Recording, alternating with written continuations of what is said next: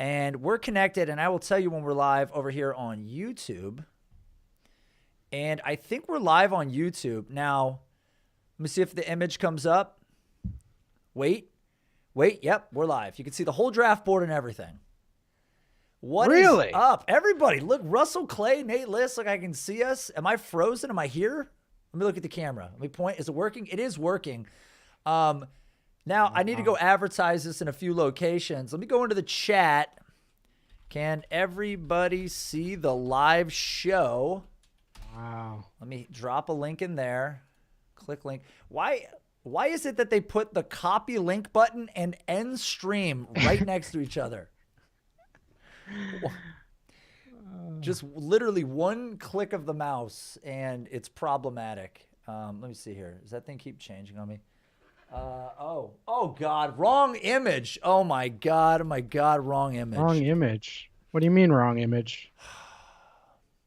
The one, the one that's being advertised. It's just not right. So I don't know. I don't even know what to put in here. It's all good. There's not much I can do about this. I'm going to have to, Russ, listen, you don't want these problems. The problems that come along with attempting OBS?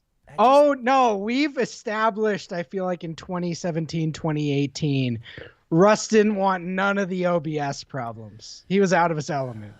I'm out of my element. I'm constantly fiddling around trying to make this thing work. I'm just trying to find literally any image that's not the image that's up there right now. Here we go. 2022 draft. Boom. I'm just going to put this in temporarily. Thank you, John. So can you guys hear me? Can you hear Russ? Can you see the draft board? What's up, Joel? Jimmy Chonga. Is everything working? Because there's a chance that this goes off the rails extremely quickly. So I am going to, I want to share this link on Twitter also. I'm going to tag Mr. Clay in it. And then I think we'll make it happen. Russ, how are you feeling about this? I know you're an active mock drafter. Well, how I feel about just about every dynasty draft at this stage in my life, which is irrationally confident like J.R. Smith. You know what I mean? Like, streaky. There's a part of me that knows I'm going to miss 60% of the time. But when I pick, I think I'm going to hit every time. I love it. You know what I mean? Yeah. Yeah. No, it's true. That guy was about as streaky as it gets, in all honesty. I mean, game changer talent, but flopped quite often. All right. Officially live, Russell J. Clay about to do a 22 startup mock draft.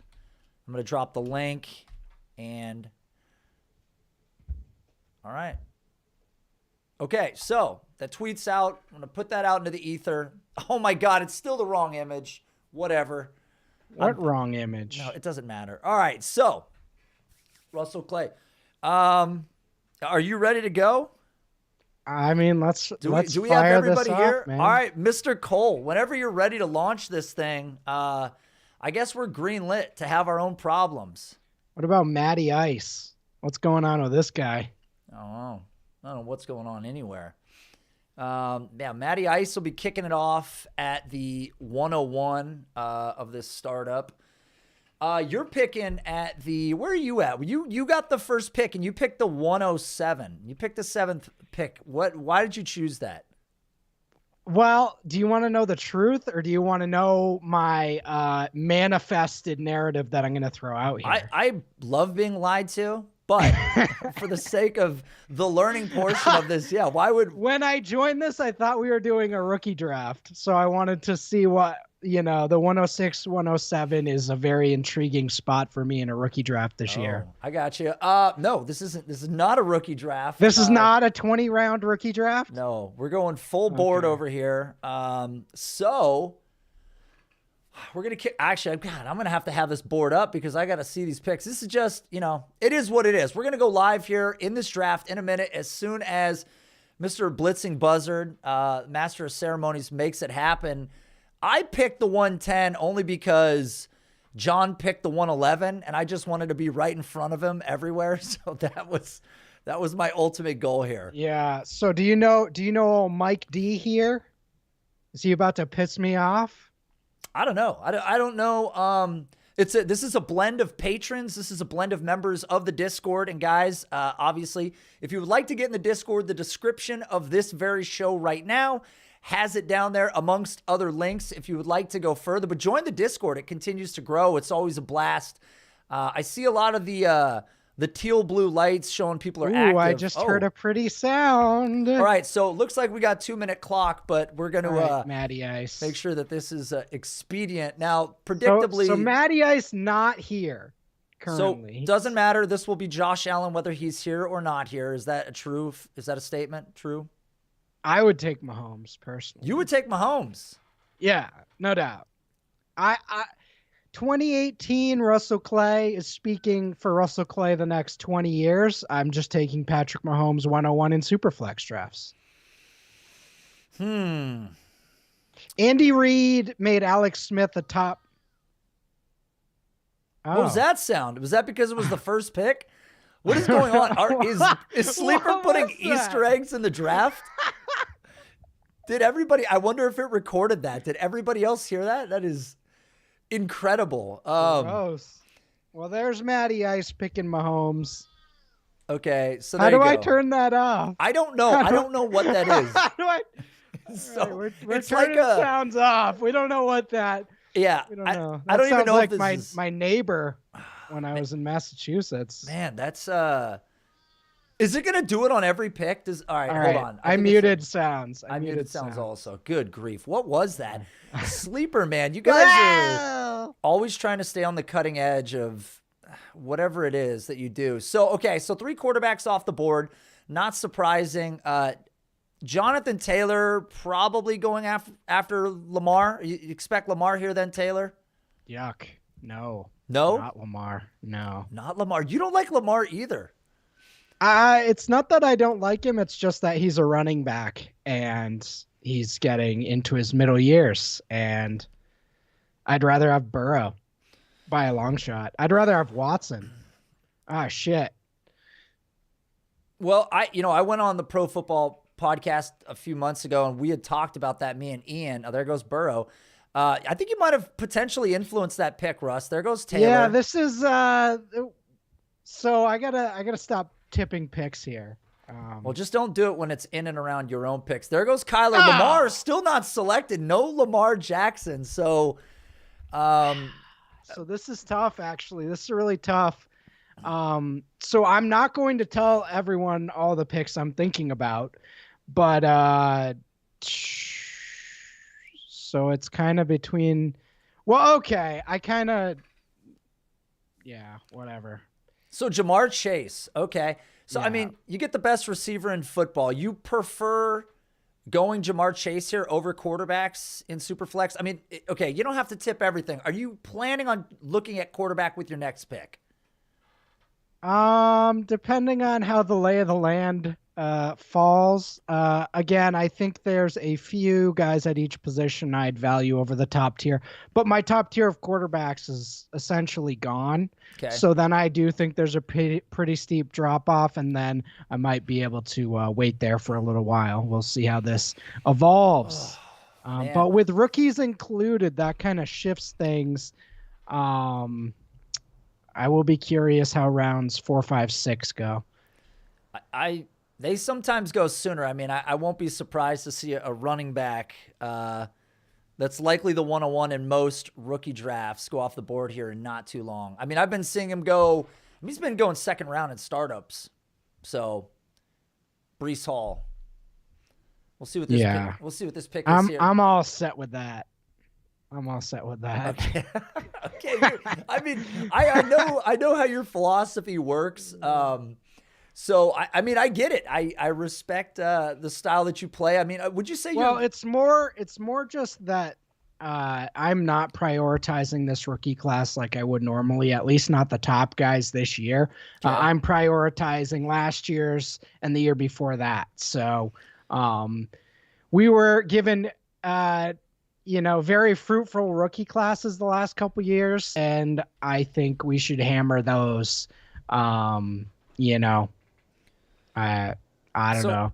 So I'm on record of saying this is the worst rookie class of the last decade. Okay, so I mean, so Breece Hall or DeAndre Swift? Swift? Probably neither. Probably neither. Oh my gosh. Yeah, I like Breece Hall in rookie drafts, but in startups, he's probably going to be going too high for me. I think that's a fact. I think he's definitely going to be going too high. Now, okay, all right. Speaking of too high, the Javonte Williams going real high. Look, I'm going to save you guys all time. I'm going with the guy that I think is super safe year to year. I'm going Dak Prescott. I'd still go QB in the first round when I can. I did one of these like a week ago, and it was a shorter clock, and I talked right through my own pick and ended up with Derrick Henry in the 5th round. So make me aware when I'm on the clock this time. Yeah, I love Dak Prescott. I realize the loss of Amari Cooper changes things a bit, but there's a weird thing with running backs in this range in startup drafts. I go all the way back to like Chris Johnson after his rookie year, where he put up a pretty solid rookie year, very similar to Javonte Williams. Mm-hmm. He went in that sort of late first round of startups, and everyone was kind of like, yeah, it's Chris Johnson. He's a little small. And then, people who had those late first round dynasty picks essentially all, were competitors this year. Same thing with Kamara after his rookie year. Seemed like people weren't fully in on that. Tony breaking my heart there with Deshaun Watson. What a bummer. Okay, I got to do this right here, man. As much as I want to go with, I would love to stack CD here, but just considering points, considering age, considering history of the position, I'm going to bet against the injuries. I'm going McCaffrey with my second pick, and I feel just fine about it. Ooh. All right, so I'm gonna make a move here. My theory of waiting on things has not worked out so far. Mentioning Deshaun Watson as literally the first thing I said on the stream, probably not a great move, but probably wasn't going to make it back to me anyway. But yeah, that was kind of my plan. I think Deshaun Watson belongs in the Mahomes, Allen, Herbert, Burrow tier, personally. There's no reason for him not to be in there. I mean, obviously I think 112 isn't an unreal value. Yeah, that's for sure a slide. Obviously, now there was a period of time when people were doing startups that he wasn't on the roster of the future for himself. Now he's on the team. We don't know necessarily what the future holds with suspensions and whatnot. Potentially, I have no idea what the outcome will be, but we know that when he's on a field, he's a top 5 quarterback. Yeah, I mean, he's undeniably a top 5 quarterback, and I like some of the weapons he's got there, and he's young, and all right. So here you go. Yeah. Okay, so you're going to go wide receiver. Interesting. I was a wide receiver heavy guy in the past, and too many times I've been, laid to waste by powerful quarterbacks. Let me be clear. Yes. This is more based on the players than actually positional optimization. If Chase wasn't Randy Moss, then I wouldn't take him here. Mm-hmm. If he were just like, a good rookie, I would not take him there. But he's basically the Calvin Johnson, Randy Moss type guy for this generation. So that's worth more than, just about any quarterback to me other than that top tier. Lamb is just a guy. I mean, when we were going through Breakout Finder, he was kind of the first guy that we really locked in on that had that teammate score, strength of schedule, freshman production, pretty much literally everything you could look for at a young age, first round pick, solid first 2 years. That's just like an automatic moneymaker. Mm-hmm. And yeah, in Superflex, is he an optimal pick in the second round? Probably not. But I'm going to try to wait for some of my fellas here to lock in. We'll see. I'm just glad to see that you're showing confidence in Lamb. For some reason, there was this weird narrative, and like energy around him, despite the fact that he put together back-to-back 1,000-yard seasons. People acted like he was like letting dynasty owners down, Russ. That was the case. Yeah, no, that's wrong. Yeah, that's just very wrong. But everybody will cite when a guy share. has almost 1,200 yards in his second year, 1,178 yards from scrimmage in year 2. That's what we like to call excellent early career production, age 22 season. Going into his age 23 year, Amari Cooper gone. He had 1,000 yards in his rookie year. Maybe he doesn't have, and I'd actually lock in, he doesn't have that Jamar Chase upside, doesn't have even really the Justin Jefferson upside, but he's incredibly, incredibly good at a very young age. So, yeah, I get what they're saying. People wanted him to have 1,210 last year. But, 1178 and 6 is certainly good for a second-year guy. So that's where the real football and fantasy football disconnects for me. I'll take the guy. If he had a few more touchdowns, people wouldn't be saying anything right now. Right. That was the difference, because you see that with a lot of guys like Michael Pittman. People are kind of, dogging on Pittman a little bit, but I believe he would have been a top 12 guy if he would have scored 9 more fantasy points. Like, they're like, he could be replaced in the draft, or, he could get competition. And it's like, no, come on, Matty. Well, who was it? You wanted Trevor Lawrence right there? Did you think Lawrence was going to slide? Yeah. Matty Ice is not messing around. Look at. There's no games. Beautiful build by old Matty Ice there. I'm pissed. Yeah. There's no games being played. So obviously by that response, you have some confidence in Trevor Lawrence, new coaching staff. Well, I'd say this is a more sunk cost confidence. Russell Clay needs Trevor Lawrence to be good. There is no, we're driving down the road with the blinders on, biasing ourselves towards him being good. So I still think he's the best quarterback prospect I've ever seen, including compared to Andrew Luck. And I'm going to fire away with that guy until he's out of the league. So same thing with another guy. No, come on. Okay. All right. This sucks. Well, you can't blame this on anything you've said. This is just mind reading. This is a pretty sharp Discord here. Yeah. They're going to stick you with Kenny Pickett here in a minute. Shit. That'll be where this ends up. Well, it's a sharp group for sure. We got 2 tight ends off the board so far. Probably the 2 tight ends I would expect to have seen gone. It is tight end premium, Russ. Look at 103. That is just gorgeous. Herbert, Fields, Pitts. I mean, come on. I'll tell you what, Fantasy Football is one of the smartest dudes in this Discord. There's no doubt about it. We talk often. He's a smart dude, so not surprised. Solid build. First gamble doesn't pay off. This is where in a startup you start to figure out who the non-sharp guy is and just go after him. Mm-hmm. So even though you made a mistake, you can just get extra value back. You know what I mean? Just bully the bottom guy. Is that a usable just tactic? Like, this guy doesn't know what he's doing.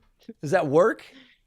Oh, yeah. I don't do it, but I see people do it all the time. Okay. I know a guy who knows a guy. You just bully the first timer? Yeah. Yeah. Dude, the thing is with the startups, I don't get like over the top about youth. I mean, obviously there's positions where it matters more than others, but like even with a guy like McCaffrey, who's not 26 yet, and I kind of hope that the future for McCaffrey is more of a pass catching role that isn't necessarily just out of the backfield, and some freak injuries. But he's gotten hit with the injury prone label of late. But he's still the best back in football. Oh my God! Here you go, Russ. They did it. What the hell? What's going on? 1, 2, 3, 4, 5, 6, 7, 8, 9, 10, 11, 12, 13, 14, 15. Now, I actually think this is probably how things go in most. And it's just a signal of how strong the quarterback landscape is with like this mix of young and, like intermediate aged quarterbacks that are just like entering their prime. Mm-hmm. So, oh, I'm in a bad spot here, boys. I mean, the Stafford Cup stack, by the way, which is going subtly unnoticed, is pretty nice. Mac Jones, it's a little high for me. Yeah, but see, this goes against the whole argument that you made. Can you really go quarterback here with a few of these guys still on the board? Don't worry, Russ. You got a 2-minute clock. We're going to go ahead and allow Russell Clay to make it all the way to timeout zone. Just you ponder over there. Oh, this is a disaster. I can't imagine. Now, the only reason you're still thinking about quarterback is because you don't want to get left holding the bag at some point and be selecting Ryan Tannehill here in 10 picks. So you feel like you have to go quarterback. But do you have to go quarterback right now? Okay. Now, I was going to say, I was going to go DK if he sat there. So, bold. We invite Russell Clay on to do a mock draft, and like a total D, he goes 3 receivers in a row. This is okay. Let me just say, now straight edge might do it too. Let me just say this isn't what I wanted at all. And 107 is just a disastrous location to pick. If you have 107, trade up. You were the first guy in this room to pick his spot. I don't know who gave me 107. But you gave you 107. It's so a nightmare. Okay, well, I'm glad it's happening because there he is. Look at that. Me and Straight Edge going down the drain together, boys. Oh my gosh. I'm going to be on the clock here in a minute, so I better focus. But at least people must feel good knowing that even guys that spend day in, day out doing fantasy football occasionally run into that buzzsaw. No matter how much preparation, no matter how much studying or whatever you do, sometimes it doesn't go your way. Sure. And so what I've actually seen the strategy of waiting on quarterback and going with the Ryan Tannehill, Derek Carr, that type of vibe. I've actually seen that work for the first couple years. It's just long-term sustainability. Having that Mahomes, Allen, Herbert, Burrow, and Watson for me. And I would also include Trevor Lawrence in that tier. So, yeah. In hindsight, I would have taken Trevor Lawrence 206 and not looked back. Yeah. It's getting... So I have one quarterback, so I feel better than you do. But I have no wide receivers, so that's a problem. Or is it? There's one receiver. Really a problem. No, there's one receiver on the board that I'm looking at that I'm damn near fully convinced that I'm going to take. And I'm looking at these running backs, and right now, if I had to make a decision, I am stuck between DJ Moore and Antonio Gibson. I know people are afraid of J.D. McKissick and what he'll do, even though I've done the whole video on it. The numbers have trended the other direction. Are you in the Sam Darnold army, Nate? No, I am not in the Sam Darnold army. I think we're going to see somebody drafted by Carolina. I'm going to go ahead just because I believe in him a lot. I'm going DJ Moore. Feel good about it. Love DJ Moore. I just, it's the touchdowns that haven't been there, but the target share has, and the air yards have been, and the prospect profile and the athleticism. I mean, I guess it's just one of those things where you just keep betting on good players, and hopefully it comes back to me. But I only have to wait, 3 more picks, and then I get to select quarterback here again, which I think I plan to do. So let me throw perspective out here that I'm kind of at this point. I have quite a few dynasty leagues. Oh, all right. You're on the clock. We'll continue this. No, that's all right. I saw Gibson go. That's brutal. Dude, here's the thing. What's the story with Cam Akers? Because I'm out. You're out on Cam Akers because you're a guy who's anti-significant injury, right? I'm just anti how he's looked. Anti how he's looked. Now, would you blame it on the injury coming back too soon, historically fast? I don't care about any of that. What I know is, based on my dynasty leagues, I'm never going to be the highest on him in a draft, so he's just not on my list, and we move on from there. So I wouldn't pick him here. Mm-hmm. But I don't mind him. I mean, good offense. I don't know if that means you aren't going to influence the room here. with that commentary. This is a tough one because I used to build like you did with these wide receivers. And so we'll talk about that more. Yeah. As I look at what's available right now, boy, I'm not loving this. How about a little Davis Mills here, Nate? I can't do it. I can't do it. That's the tough spot. So I'm down to 45 seconds, backs against the wall, the proverbial wall. Want to go running back pretty bad, and I think I'm gonna go bold here. I think I'm gonna do what I've been doing for my build out. Oh, boy, does this feel? No, I can't do it. I'm stuck. Oh, Russ. All right, I'm gonna be safe. I'm going to go Deontay Johnson. Ooh. I'm going for the same kind of player, the volume receiver. I was actually on the fence there about Travis Etienne. I love Etienne. I realize you may not because of the injury. I don't really know where you're at on Etienne, but the prospect profile was remarkable. Oh my gosh, Saquon. What the hell? This sucks. So you're out on all other injured running backs. No, I love Saquon. And 4 receivers, straight edge. What's going on, man? Okay, so here's what I'm gonna say. This point, when when you're thinking about one startup, you have this one team you want to be competitive in year one. I don't really have that anymore. I don't necessarily I don't necessarily care about competing in year one. So I don't let positional things usually influence me unless it's like quarterback in the first couple rounds. So that's kind of where I'm at with that. I was going to take Saquon here. I'm actually very high on Travis Etienne. He would probably be my number 1 running back.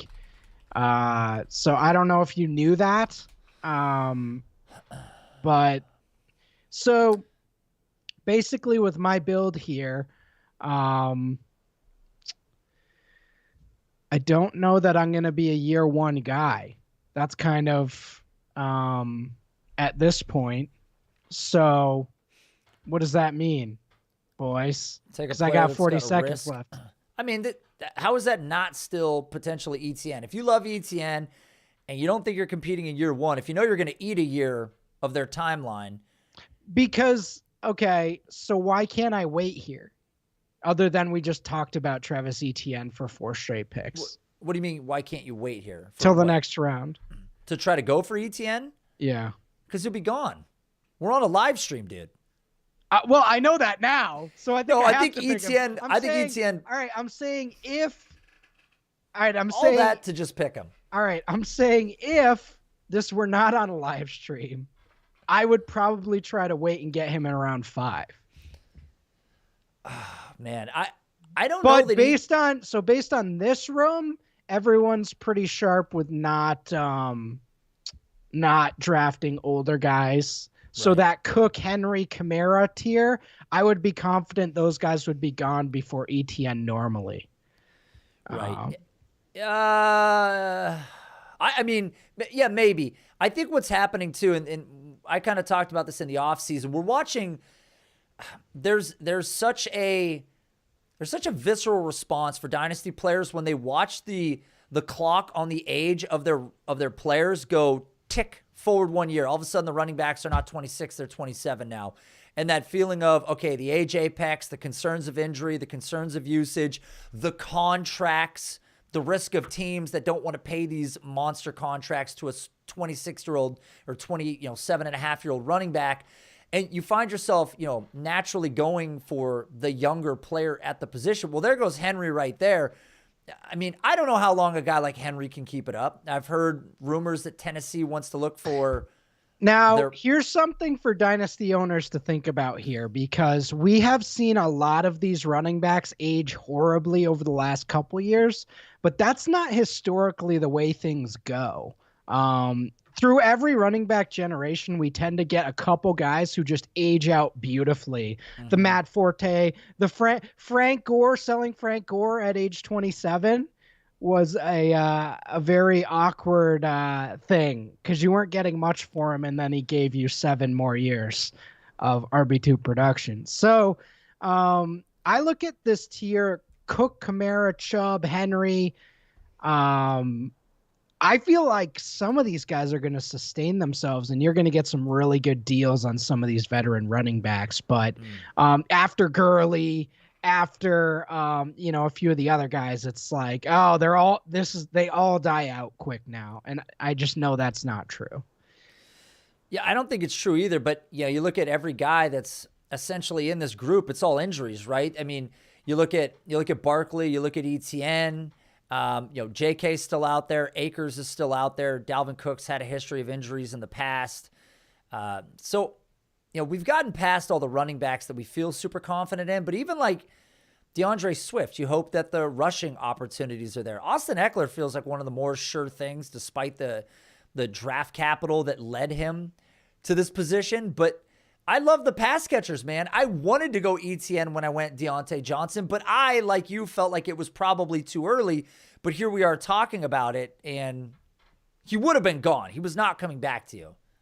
No, clearly. I'm just saying. Yeah. He's not coming back. So ETN was one of my favorite prospects of the last 5 years. Yeah. I actually had him over Najee last year, which, may play out as a colossal disaster, even though I did get some Najee. But just talent-wise, I just think he's pretty undeniable. The problem is that injury, plus, he's not as young for a second-year player, and this whole Jacksonville thing, I really hope it turns around. I have a lot of eggs in that basket. I have a lot of Lawrence ETN stacks right now, thinking he's going to be the Kamara in that offense. We will see. Well, you look at the Jacksonville team, and when I was looking back at like Detroit, and you look at how DeAndre Swift made his money, there's no reason that ETN can't make his money in the same situation where the team is constantly stuck with negative game script and they're playing catch up, and you've got this tandem that worked together in college and they have the whole RPO setup. I mean, they're just going to revamp the whole thing, which is something that Doug Peterson does a lot anyways. I've got high hopes in Jacksonville. I mean, I don't think it's a bad place to put your eggs, other than the fact that Jacksonville has been historically atrocious for a while. But how long can that persist when you put historically prolific talent in these positions? Forever? Yeah. It could be perpetual, Russ. All your eggs might rot. Yeah. Yeah, they could.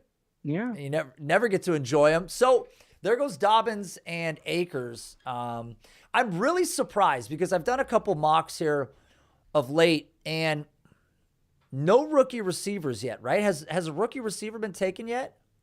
No. Not one. And only Breece Hall. Interesting.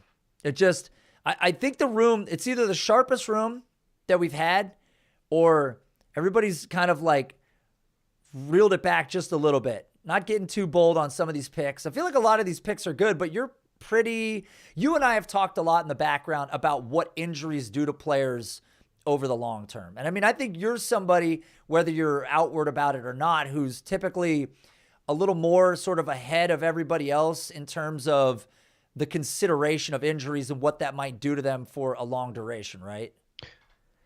Well, yeah, I've done a few interviews with guys and they've talked about injuries and like just how it builds up over time. And it's another thing with like NFL draft prospects, like DK Metcalf falling to the second round of the NFL draft.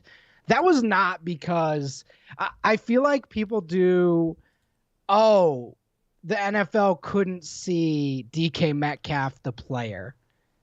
That was not why he fell to the second round. The dude had a screw in his foot and he like broke his neck in his final season. Like that's why he fell to the second round. He was undeniably a first round talent. And, for fantasy football, for dynasty leagues, we have a much different equation than NFL teams. So, while I think we have less risk involved in the injury stuff, it is something that it's kind of like in Madden or Madden back in the day. I'm sure it's much more efficient now, but when you were in franchise mode, and the players just, oh, reset. Season's over. Right. That ACL's wiped off. It's a fresh new knee now. None of that is true. And a lot of these guys fall off. I look at a guy like Alshon Jeffrey. I don't think his talent dropped off. I just think he was so hurt all the time that he became ineffective. And that's kind of what I think happens with most of these guys. I mean, it's probably true. You know, the injury does lead to other things as well. But, you know, I think great players tend to continue to persist even through nagging injuries and small injuries and whatever it is. I think great players are going to continue to be great. But when they get zapped of that athleticism or maybe one, like look at Julio Jones. I mean, that was a steep cliff. Are you blaming that on age? What are you blaming that on? Shifting to a new offense, and I think the lower body injuries were always a thing with Julio. You're on the clock, by the way. Oh, Travis Kelce. You know. I was wondering when he was gonna go. Oh, this is gnarly. I can't do this. All right. Is this tight end premium? It is. It is. It is. All right. Noted. Well, fellas, we're going to have to take a gamble here. So let's see how this works out with Zach. That's interesting because I'm going to wait till I'm on the clock here in a Now, sec. It's not a full positional pick, but it is a positional pick with upside. And that's kind of like, I'm not afraid to take quarterback, but only if, you know, after those first couple tiers, only if I think it's going to have multi-year upside. So like, I don't want to take some of the other veteran guys here. If I'm not necessarily going for year one, I guess is the thing. So, and you decided that after your third wide receiver? After I didn't get Lawrence, yeah. That was this probably is not going to be my year. Right. Right off the bat. Yeah. You knew you were. So here's the other thing. In a dynasty draft, we know people are going to be trading future first for win now assets by the time we get to midseason. So as the year goes on, my team for 2022 is going to start looking worse and worse and worse as teams trade future first, as teams sort of navigate for the playoffs. I'm just not going to be able to compete at quarterback and running back, and then I'm going to be toasted. Man. Unless I can get lucky. I'd put playoffs here, 6 teams, 15% for me year one if I hit the nuts. All right, I'm going to take a chance here. It's not even taking a chance. I shouldn't even call it taking a chance. It's such a ridiculous thing to say. I mean, you talked about guys that aged well. I'm going to hammer it right here. I'm going to go Nick Chubb. Yeah, see, like, dude. Okay, look at our teams. I instantly move into having almost no chance against your team barring injuries, right? Right. I mean, there's a risk, of course. Like, I see McCaffrey playing longer in the league than Nick Chubb just because the way that I can see his evolution of his position on the field changing. Nick Chubb, already not a pass catcher, but an absolute prolific rusher, the way that Derrick Henry is in a lot of ways. And so we've seen guys age well with capability and strength. And I think that Nick Chubb is one of these guys that does play a little longer. But, of course, I'm going to try to compete with a 26-year-old running back. And if at some point in 2022, I realize I'm on the clock, if I'm not competitive, Nick Chubb is a piece that I can sell in season, but I can use him up till that point until I decide, hey, I'm a competitive team or I'm not. Okay, why are you saying ooh? What happened? I love that. I love that Devontae Smith pick. Why do you love the Smith pick? You don't think that Philly's gonna add a receiver? I don't care. You don't care that they add a receiver? Yeah, dude, he was putting up Heisman seasons on with Judy, Waddle, and Ruggs on the team. Well, he wouldn't have put up a Heisman season if Waddle was on the team. We can agree on that, though, right? Come on. Come on. What do you mean? What do you mean? What do I mean? Waddle started out the year with what, 5 100+ yard games, while Devonta had like 2 games that were under 80 or 60 or something. Okay. Waddle would have. Okay. Yeah. They would have cannibalized one another. Are you a Devontae Smith non-guy? Why is it that you have to be a non-guy? Look, I'm not. That's not what I'm saying. You're putting words in my mouth. Hold on. I have to make this pick. Now, back when you took Zach Wilson, I thought to myself, I'm curious why he didn't take Derek Carr, because I actually think that Derek Carr is way more established, finally adding a guy like Devontae Adams to this team. We saw Renfro break out last year, obviously still have major support at the tight end position. This is where I'm kind of on the fence of this pick, but I think it feels early, but I don't know. Clock's running out on me, waffling back and forth. And if you haven't riffled chips while making dynasty startup picks, I don't know. I don't know what to tell you. Boy, this is just absolutely brutal, dude. This is a tough What's spot. He gonna do? You're kind of win now, man. I know. I knew this was going to be a tough spot for me. All right, I'm going to go Carr. I'm going to be Yeah, happy. Got I the think contract that's the right extension. pick.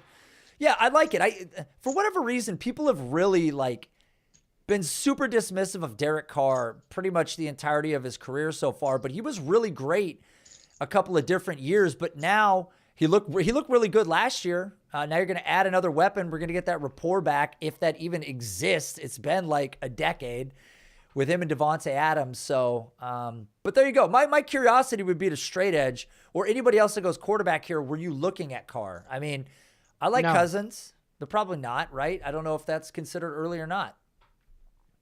But looking at the other options, Montgomery, Isaiah Spiller. I mean, look, Spiller's still on the board. Is that a guy? Where are you at on Isaiah Spiller? Just out of curiosity. Are you in the group that's like analytics say that he's average? Video says that he's amazing. What side are you on? I am on the side that I need to pick soon, and oh yeah, you're on the clock. I think I'm gonna do something. I'm gonna do something kind of gross here. I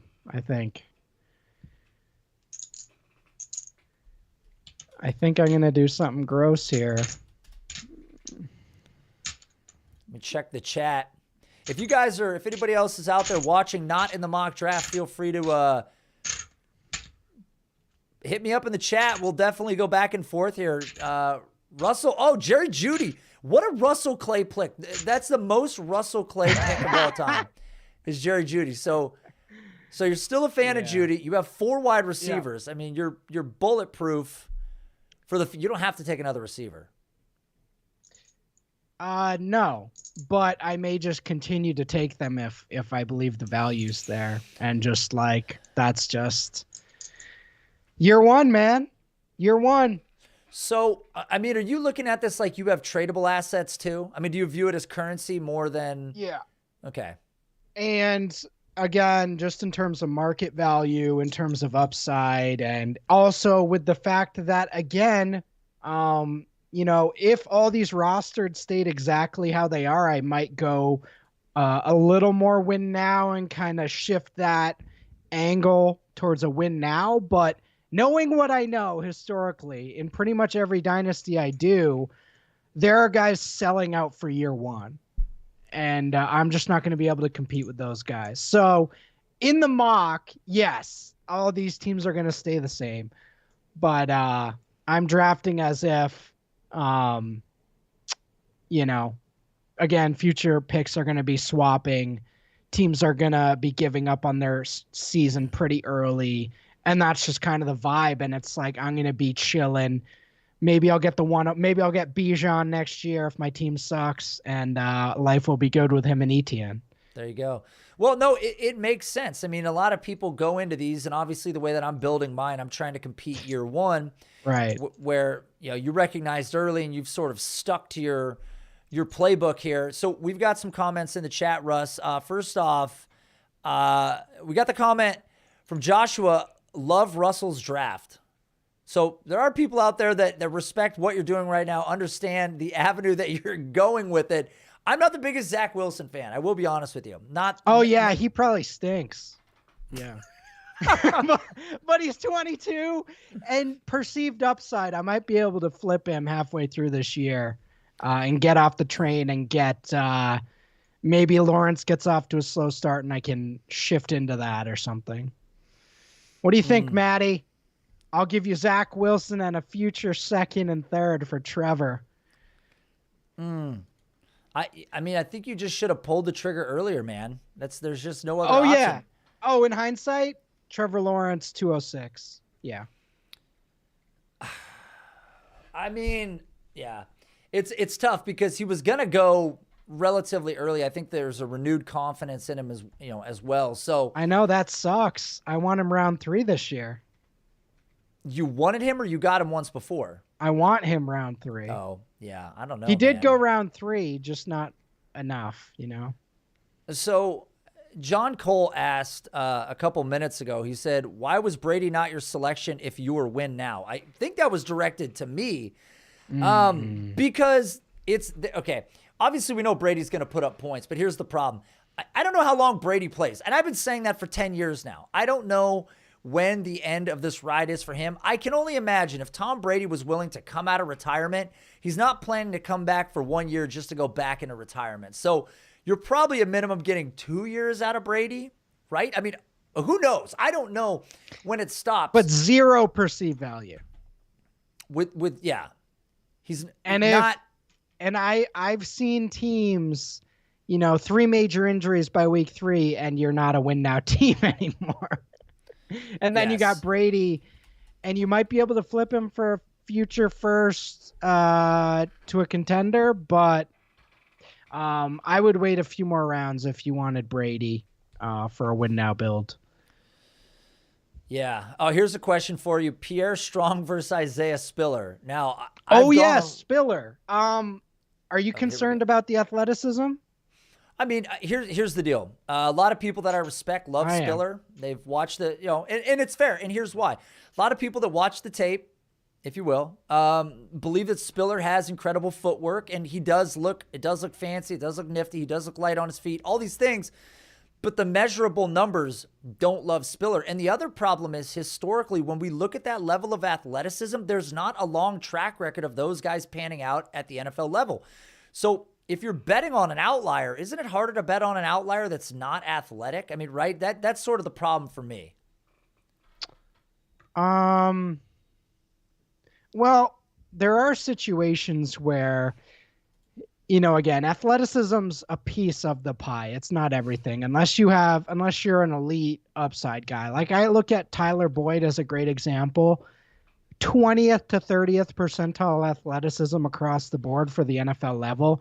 But he was so refined at other things that it didn't matter. Same thing with Keenan Allen. But if you're talking about like running back, that matters a little more. For sure. And I'm worried about the draft now. What if he goes in the 4th or 5th round? Then it's kind of toasted. I thought I heard a rumor today that he was possibly going in the 2nd round. I really have no idea. I think his range is so vast right now because, for teams that are looking at the athleticism side of things, that probably stung for them if they had him on their board. But this isn't an overly deep running back class. I'm sure you're not a massive fan of this class yet either. Oh, it stinks. This is the last year was the Thanksgiving. We had the turkey, we had the gravy, the stuffing, the mashed potatoes. And this year it's like the turkey's gone, but there's like a few little giblets left. That's what's happened the last couple of years. So there's the my worst analogy. Thanksgiving you've ever been to is what you're saying. There's like a little bit of cranberry, left, but there's like a kid took a bite out of it. What makes it this analogy is way off the rails. What makes it interesting is when you put a 101 from a year or two ago up against a 101 this year, you put a 105 against a 105 in previous years, you're not getting even equity between the two. I mean, the values of them are so different. So for the people that punted for 20, and again, I feel like we've said this a lot, and sometimes the classes ended up, they end up being better than we thought. It's happened. Oh, yeah. 2013 was the last horrific class we had. That was and that pretty had bad, Keenan though. Allen and Travis Kelce. So Okay. and Yes. Le'Veon Bell. So it's like saying this is the worst crop of prospects in a decade does not mean we're not going to get fantasy relevant stuff out of the class. Okay, and that's the thing. You're definitely it. What it does mean though is it's harder to identify who it's coming from. Correct. Right. Travis Yeah, Kelce almost got kicked off of Cincinnati. He went to a team with Alex Smith as the quarterback. It was like totally to make that call. I think he missed his rookie year. So to make that call on Travis Kelce, you were a monster. I think Sigmund Bloom was on Kelce, but beyond that, not many people were. So, and then Allen ran a 4.7 at his pro day. Imagine if one of the top prospects in this class ran a 4.7 at their pro day. It's tough because we know that athleticism, or at least speed at the wide receiver position, is often overrated. You look at some of the best guys over the past couple of years; they're not burners by any stretch of the imagination. But you're right. What happens is they suddenly get dismissed, and those guys slide a little bit in your rookie drafts or, in startup drafts. And obviously Keenan Allen became a great player. And he's a guy that I've tweeted about here recently. He's one of the players that he's going off the board on. I think on Keep Trade Cut, he's the wide receiver 27 right now, or 28. I mean, his value is ridiculous. Here we go, boys. Are you back on? Yeah. Oh, wow. Interesting pick here. Yeah. One of the best tight end prospects, of the last 5 years, I'd say. And really just came to fruition in year one. I think if not for Pitts being in that same draft class, people would be a little higher on Patty F here. He had some breakout performances, that's for sure. It'll be interesting to see how the evolution of the quarterback situation plays out there and that offense as a whole. But you go young. Look, your team is young. What do you have to lose? Not year one. Yeah, except every regular season game for the next 4 years. All right, I'm on the clock. So Dylan goes. Boy, this is we're getting into the thick of it now. Boy, Aaron Jones. See, the thing is, you never want to. So does Straight Edge feel good about the Cousins Tannehill combo? Because I've literally seen a guy win a dynasty league with this sort of build. Though, he had running back and tight end a little more set up, but you can grind out. I mean, this dude's grinded out 3 to 4 years of Cousins and Tannehill, Right. The guy in my other league, and he's just a contender every year. And you look at it in the offseason, you go, ugh, Cousins and Tannehill. And then you're in week 7 and you're like, oh, he's like 3rd in the league in scoring at quarterback. Oh, man. All right. I said Straight Edge. He thinks it's a league winner. Yeah. Oh, I don't want to. Boy, I feel like I have to get my tight end, but it's a slippery slope at tight end after a bit here. I really have this play that I want to do. Nate, I know what I'm doing. So I filed an extension on my taxes today? Filing an extension on my quarterbacks. Oh, good. Yeah. Yeah, that's a good thing. All right. Why not? Oh, God. All right. I'm going to do this. I'm going to take Goddard here before I lose all hope. I mean, one tight end's already been gone, so I was probably looking at one more, possibly going somewhere at the turn. And then if I didn't take one now or my next pick, I'm probably going to miss out on the 2 guys that I liked up the top with Gesicki and Goddard. So I got to take one of the 2 now. But now I'm on the fence whether the next pick I make is going to be, wow. There you go. Matty Ice, 701, Nate. You said it was between Dallas and Bateman. Yeah, I think something's going to still fall to you at 7, but you might be in that next group. You might be looking at where does that put us?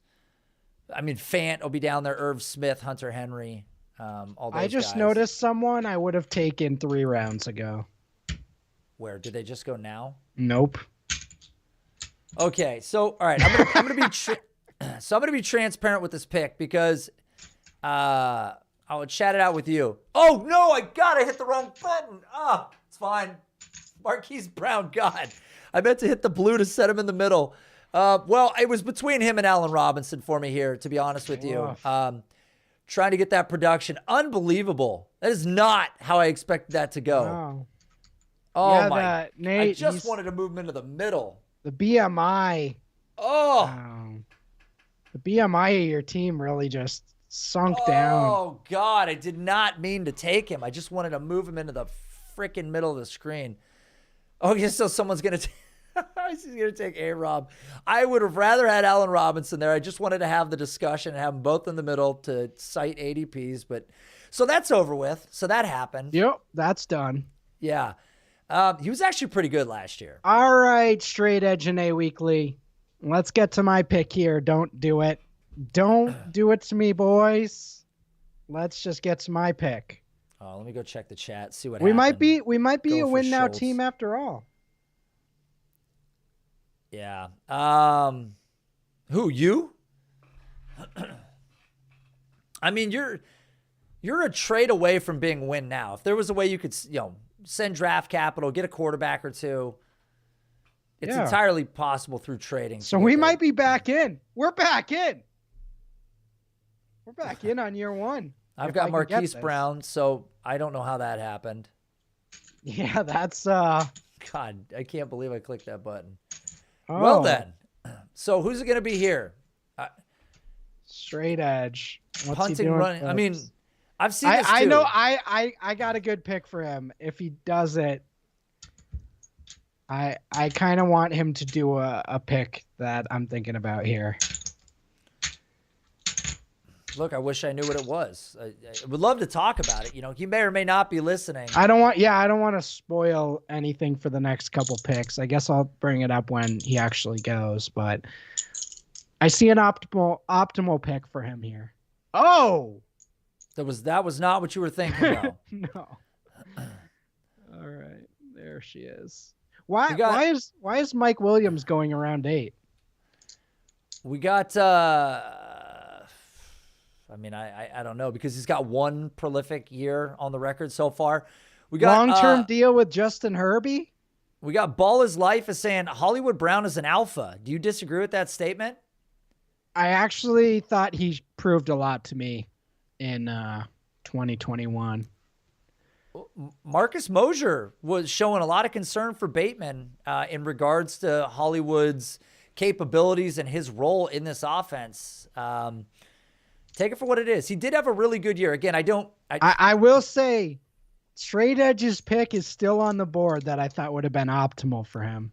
So you're saying potential round 9 option. Will you say it if it's there at round 9?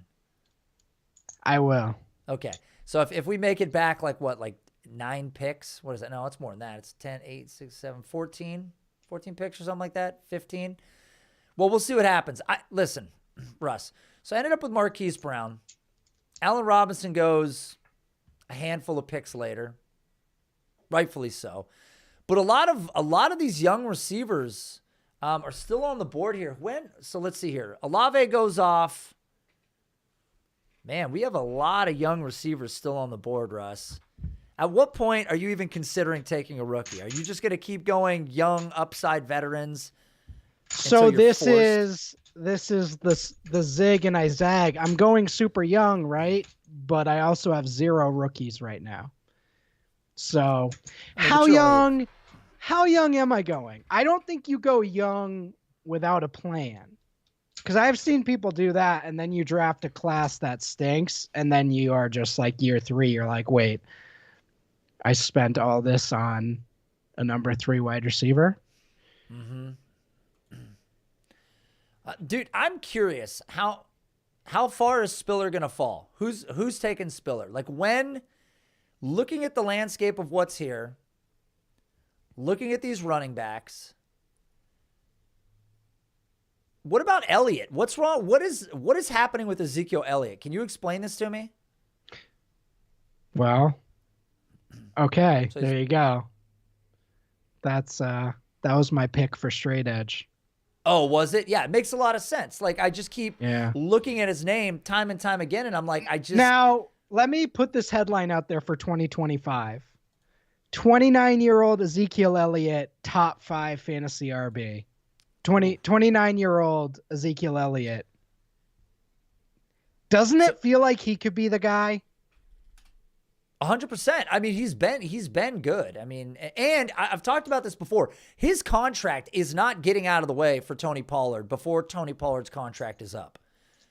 That's not happening. So Pollard will not be there in Dallas by the time Zeke's contract is small enough in terms of dead cap money to actually give him the boot. So we're getting confirmation in the chat that he definitely would not have taken Zeke. Someone said they would legit rather die than take Zeke. I'm sure if it was between you clicking the button in a mock draft and taking Zeke Elliott or dying today, leaving planet Earth, you would have taken Zeke Elliott. It seems a bit dramatic, but I can understand. I get where you're coming from. But Zeke goes off the board to Brady Miller, who is a sharp player, by the way, at 8'11", which seems like a pretty damn good value again. If you get 2 RB1 seasons, that's paid off. Yeah. Even mid RB1 seasons. You don't even need high-end ones. 1,310 touchdowns. You're good. We got to ask the chat. What's the chat's feel on Ezekiel Elliott? Because he continues to fall. I know a lot of dynasty services have him sliding down the board, but is it because of Tony Pollard's sort of evolution of this offense? Because he's been over 100 touches pretty routinely. At this point, we expect Tony Pollard to get touches, but Zeke is still continuing to get the lion's share and playing well.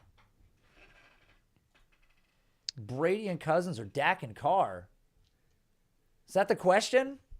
Who would you prefer, Brady and Cousins or Dak and Carr? I think that's the question. It's got to be Dak and Carr, right? Oh, for next season. Oh. Woo. Who would you take in 2022? Brady, Cousins, or Dak and Carr? If they were setting a line, that'd be close, but I'd slightly lean Dak and Carr. Dak and Carr. That's fair. So we got some comments in the chat, John Cole, about Zeke. He's becoming more of a plotter who's getting by almost exclusively on TDs. Not someone I want to invest in. Ball is life. I pounded the table for him last year, and he let me down big time. Ooh, big time. He had 1,300 yards and 12 touchdowns. I respect the Spiller pick. Look, 8-12. I mean, again, we're gambling a little bit here. We don't know where he goes. I got to believe there's an NFL team that buys into the tape and film as well, right? Like he's not leaving day 2. He's not leaving day 2. He can't leave day 2. Isaiah Spiller. Yeah. He absolutely can. No, he's not leaving. Oh, yes. This running back class. I'd bet money on that. But who in this class is going to elevate beyond him? I realize nobody. That there's maybe Brian Robinson. So we're going back to the Bishop Sankey draft? Yes. Okay, fair enough. If that's what you believe, then so be it. That's what I believe. Yeah. Okay. All right. That's fair. Russell, let's see here. Russell, if he is still on the board, I will show you a much better pick than Zeke. That's good. That's good. You got guys in the chat that are it's a spat has begun. Yeah, Zeke is a real interesting case because he does continue to slide. And I refuse to be surprised if he has a great year. But at the same time, I don't really want to invest at him at sort of his previous. This is the time to love Harris. This is the time to actually buy. Yeah, he's cheap. Now, because if you hear, when we talk about buy lows, you know all those buy low dynasty articles that get written? Mm-hmm.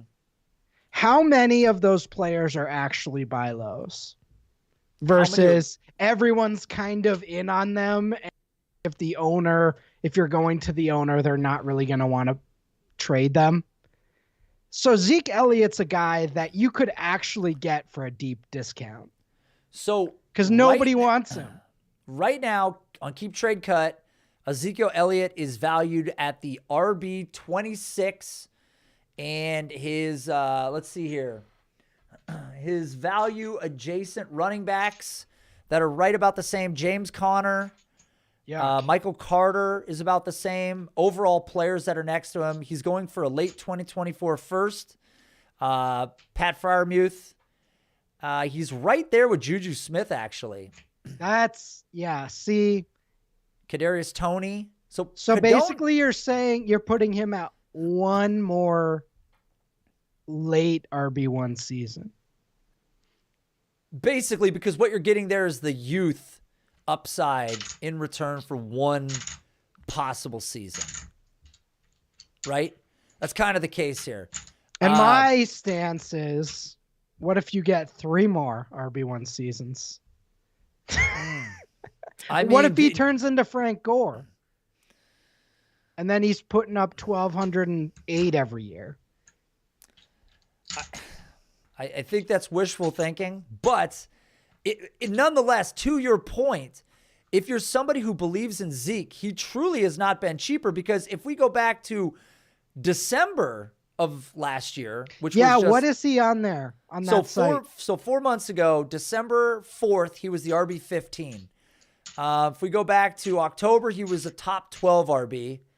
And then if we roll all the way forward, he's been as low as the RB 28 just a couple days ago. So he's almost outside the top 32 as still the starter in his offense, probably not going anywhere for 2 years. What are they going to do contractually? He's so expensive. Yeah, I don't know. We'll see. So here's the thing with this type of stuff. The argument against him is good, right? But my point is, I think the odds of him sustaining himself are a little better than people are giving him credit for right now. Oh, it's my turn. Oh, you are on the clock. You've shed 15 seconds. En route to this. Is it time is it time for Nick Westbrook? I don't know, but I'm going to continue to talk about Zeke for a second because people are bringing this up. 2022, he has a dead cap of $30 million. 2023, he has a dead cap of $11.8 million. 2024, $6 million dead cap. I mean, that's like the most reasonable it's going to get. He's expensive. You are OTC, sir. Yeah, I am. Okay. Oh, man. Oh, this is gnarly. What are you thinking right now? Oh.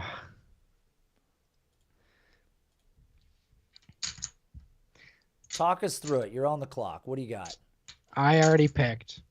What did you look at? Whoa. Yep. Okay. Okay. Yeah. Well, can we just pretend that didn't happen? Are you still friends with me after that pick? You want to, well, not publicly. Do you want to just reset that? You want to reset the game now? Man. Well, this is interesting because this is the part in the movie where things get really dark and the guy's going through his phase where he questions his life right before the turnaround. Then he fights through that adversity. But this is the dark part of the movie. Man. So James Conner is fine. Okay. I'm going to do something bold for the kids here, I think. Oh, man. I'm going to do it. If he makes it one more pick, I'm going to do it. Let's see. Let's see what happens here. The pick will be in a moment, and then we shall talk about this. Pick in? No, pick's not in. Minute 20 seconds. Chewing the nails off my fingers. My phone's going crazy for some reason. Picks aren't even happening. It's like 70 notifications. Nate's going to take CEH here. Well, for those of you that can see close enough, I do have him queued up, but he's not the guy that I'm going to take. I've got to be ready for anything. Okay. Wow. So go rookie quarterback there. Respect it. Listen, I'm looking at these running backs here. We've got some rookies here. I like Rashad Penny. You like Penny, but the breakout took a long time. I feel like had I not mentioned his name, he probably slides a little further. Chase Edmonds, another guy that's probably going to have a decent year in Miami. But I'm going to do something slightly bold here. And I am going to go right now. Where's he at? I had him. Where the fudge cakes did he go? Hold on. Dude, am I having a... Oh, here we go. I'm going Rachaad White right now. I'm doing it. Pulling the trigger. I think that he's going to be the pick for San Francisco in the third round. I think the Niners are going to move Mitchell to a backup role. He was good, but I think he left a lot of meat on the bone last year. And I think you bring in a more prolific pass catcher into this offense. And I think it's Rachaad White doing it. Boys, I'm gassed. I'm gassed right now. I'm up against the corner. The guy's wrestling with me. I'm done, man. He's gonna get another takedown soon.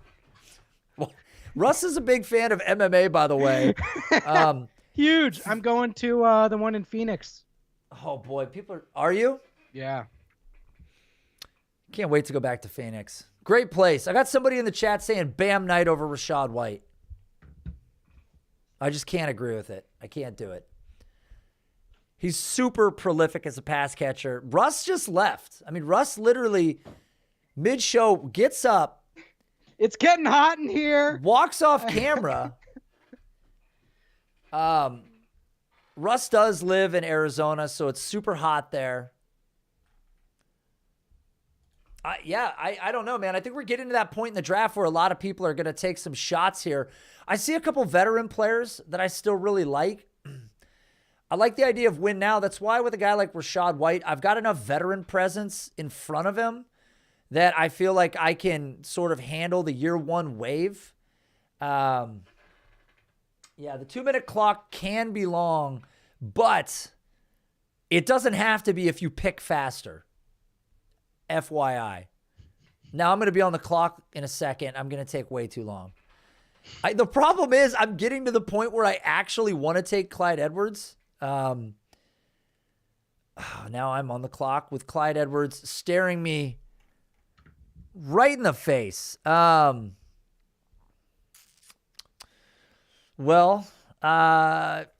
got a handful of receivers on this roster. I still have 3. Probably could use a 4th. Damn, he just went. Tyler Lockett. I literally had him queued up. Damn it, buzzard. Wow, that puts me in a... All right,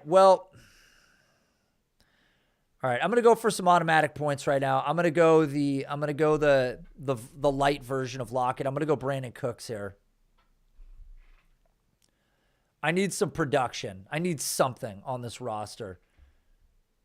What happened?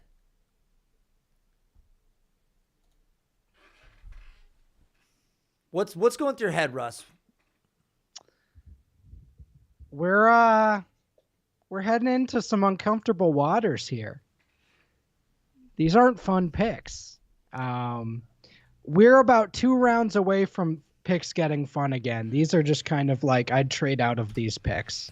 Yeah, I mean, the reality is this pick that I'm on right now, when I pick Cooks, I like Cooks because I think he's going to be productive. He's proved it no matter what. But I would certainly be more than happy to deal some of these picks. And move into either rookie picks or make some sort of swap, but this is a hairy, big stinky hairy location to be right now, Russ. But I think let's look at your roster here for a sec. Or just Daniel Jones and Zach Wilson. I mean, do you feel like you're going to be looking at quarterback again in like a year? Yes. Okay. So there's no confidence in perpetuity until I get someone who's decent. Okay. So basically, these two guys are just so you have players that you can start, and there is some hopeful upside there, but you know that we've got problems. We've got problems. We got running back issues as well, boys. Wait for Lockett. All right. I'll pick someone who I actually do think has long-term starter potential. Are you ready for this? Go ahead. There she is. I mean, I actually think he probably has better odds long term than Daniel Jones. It's probably true. Got a 5,000 yard season on the record. So, I mean, anything's possible. Are you concerned, though, that they're going to take a quarterback? No. Or you think you're not? So you think that they're going to stay? Oh, take a poopy PP quarterback from this class? Yeah. Probably. Yeah, who's going to be off the roster by the end of training camp? Yeah. Well, if they get him in the first round, he's going to have a lot of years. No, this is going to be the Dwayne side. Haskins. Oh, so you don't think he's going to be a very successful quarterback and it'll be a short tenure? Yeah. And then they'll bring in a replacement. Okay. I mean, it's possible. I'm fine with Kenny Pickett. I'm fine with Malik Willis, but those guys are not. Come on. Are they not? I mean, I'm assuming they're not. They're still on the board, so I think most people agree with you. Kenny Pickett is a second-round prospect. He is the Drew Lock, the Andy Dalton, the Derek Carr. That's what he is. And now he's going in the top 15 because there are no quarterbacks. Yeah, serviceable option. Yeah, this draft, it really thins out at this point, and it just... we need one more round, and then we get into the value fund picks. But I would have traded out of these last two picks for sure. I like Brandon Cooks, and I think he's going to give me instant production that I need on this roster. But then again, I think some of these guys, similar to my Nick Chubb pick, this is part of the reason that, similar to you, your quarterback has been punted. You realize you can make trades. You realize you can do whatever to, get yourself back into a competitive format. At the same time, for me, I don't have as much fear taking some of these slightly older, highly productive players because I know in season I can still trade these guys. That ability to trade players to a contender who's willing to give up a first next year. I mean, it happens annually. They're 2 weeks from the trade deadline. They're staring at the guy who's got Nick Chubb that's had 7 or 8 good games this season. And they go, look, fuck it. I'll send you a first round pick next year for Nick Chubb because I want to just push all the chips in and win now. And those trades happen routinely. So I'm not ultra afraid of it. Sure, it's a lot nicer to be in a position like yours sometimes where you kind of set it and forget it, right? You've got your roster. You don't really care if you win or lose per se. You want to be competitive, but at the same time with no quarterbacks, you probably hope to just actually tank, get a chance at a really great quarterback, and then you pair them with all these great options. Like Jordan Love. You're ready to roll. Yeah, like Jordan Love. Hindsight's a hell of a drug, Russ. Like Kyle Trask. Wow. I thought I had a 2-week window to sell Kyle Trask. I missed it, but